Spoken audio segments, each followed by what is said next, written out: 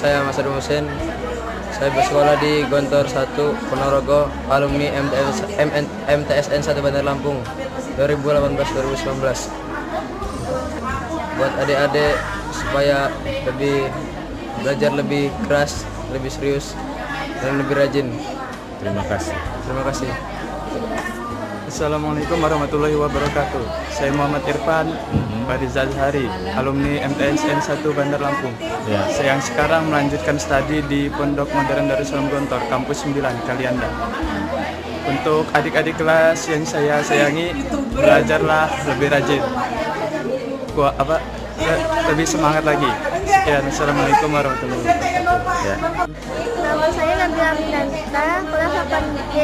Materi nama Maulid Nabi. Sunnah Nabi yang paling ringan adalah puasa Senin Kamis. Salat berjamaah bagi lelaki pahalanya 27. Sedangkan jika sholat yang bersendirian mendapatkan 1 pahala. Buang air kecil pun ada aturannya. Nabi Muhammad SAW pernah menangis terseduh-seduh karena melihat orang yang sedang disiksa kubur. Sekian dari saya. Wassalamualaikum warahmatullahi wabarakatuh.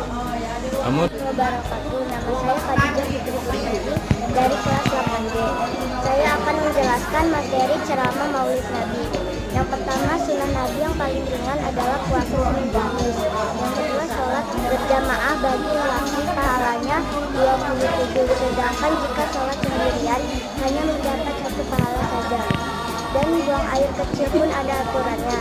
Nabi Muhammad SAW pernah menangis terseduh-seduh karena melihat orang yang disiksa kubur. Sekian dari saya. Wassalamualaikum warahmatullahi wabarakatuh. Perkenalkan, nama saya Khadijah Fitri Putri dari kelas 8G. Saya akan menjelaskan materi ceramah Maulid Nabi. Pertama, sunnah Nabi yang paling ringan adalah puasa Senin Kamis. Yang kedua, sholat berjamaah bagi lelaki pahalanya 27. Sedangkan jika sholat sendirian hanya mendapat 1 pahala saja. Yang ketiga, buang air kecil pun ada aturannya. Yang keempat, Nabi Muhammad SAW kita meladani sifat Nabi Muhammad melalui tindakan beliau yang sudah ia lakukan atau yang baru dilakukan saat ini. Sunnah-sunnah dari baginda Nabi Muhammad SAW untuk mendekatkan diri butuh usaha dan tindakan. Siap dari kelas 7B. Hari ini Ustadz ingin kita meladani sifat Nabi Muhammad melalui tindakan beliau yang sudah ia lakukan atau yang baru dilakukan saat ini. Sunnah-sunnah dari baginda Nabi Muhammad untuk mendekatkan diri butuh usaha yang tidak mudah. Kita mengenal Nabi Muhammad walaupun berbeda zaman adalah salah satu cara untuk meladani sifat beliau. Peringatan Maulid Nabi diwujudkan untuk membangun semangat persatuan umat melalui berbicara di aula.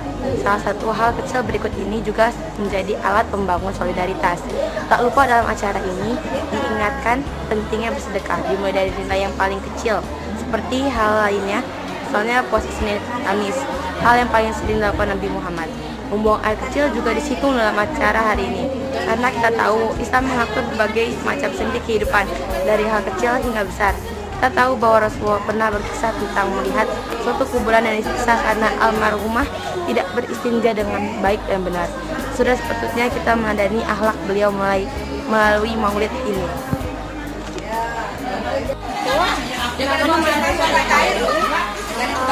Saya akan menjelaskan peringatan Maulid Nabi pertama kali diadakan pada zaman pemerintahan Saifuddin Ayyubi untuk membangkitkan semangat orang-orang Islam untuk kembali memperjuangkan agama Islam.